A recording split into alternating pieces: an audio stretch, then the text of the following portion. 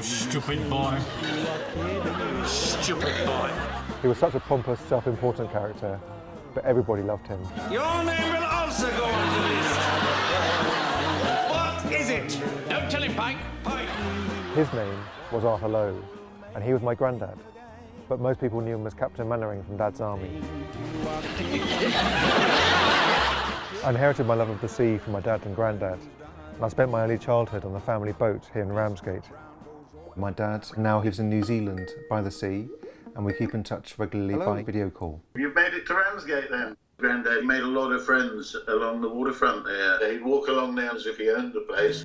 My dad was a character actor and a dancer who arrived at the start of the television age. It's hard to imagine now, because we imagine Mannering with his fat tummy, but he was a slender man then. There's no chip on my shoulder, Wilson. I'll tell you what there is on my shoulder, though. 3 pips, and don't you forget it. When I speak with people, they think he was Captain Mannering, but he wasn't a pompous man. Evening, Mrs. Pike. I hear there's a bit of trouble. Where's Napoleon? Napoleon? My van won't take any more. Shoot him, Mr. Mannering. Dad could be a little bit like Napoleon sometimes. He loved to get us all organised. He himself would be slightly late, but he would have organised us to be ready. He was a general of his own private army. We answered an advertisement in the paper for a houseboat for sale. A Victorian yacht built in 1885, incredibly characterful.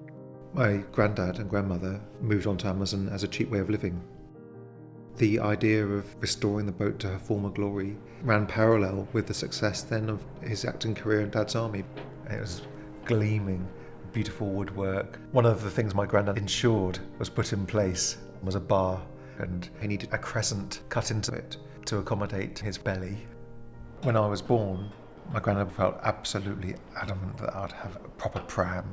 So he took my mother off for the day to Harrods and bought my Silver Cross pram, which features in the photograph from around 1976 in Ramsgate Harbour.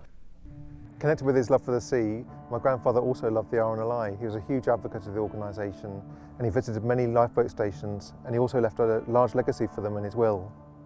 From a very early age, I knew I wanted to be a photographer, and then I became hooked on lifeboats, and they seemed like such exciting pieces of kit.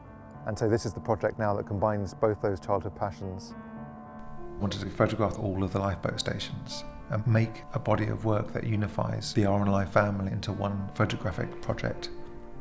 This is Nina. She's an old ambulance and my mobile photographic darkroom. She's carrying me to every single lifeboat station, all 238 of them. The very north in Shetland, the very south in the Channel Islands. I love that there are people around the coast who at a moment's notice would drop everything to go and help somebody at sea, and they go out there in all weathers. Hello, Ian. Hi, Jack. How you doing? All right? Yeah, got something you might be interested to see. Oh, wow, look at that. Oh, the old Amazon. My grandfather loved Dad's army. Dad used to watch it as well. You'd hear him sort of chuckling away. He used to see Arthur wandering around the harbour. He was a really nice guy. I thought I'd put my money where my mouth was and work as the pioneers of photography used to work with the very first mainstream process called wet plate collodion. Wet plate collodion is a completely handmade process. It means that I turn up at each lifeboat station with a box of glass and a box of chemicals and make a photograph from scratch. Today I'm going to make a photograph just over there where Amazon used to be moored when I was a child.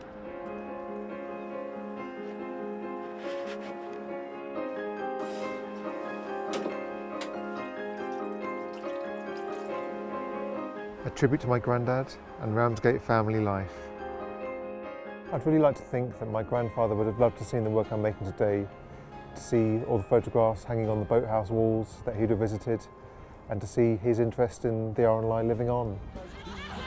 Even after all these years, I still love to see my grandfather on television. It makes me laugh. I think that's the enduring legacy he's left behind, to make millions of people laugh.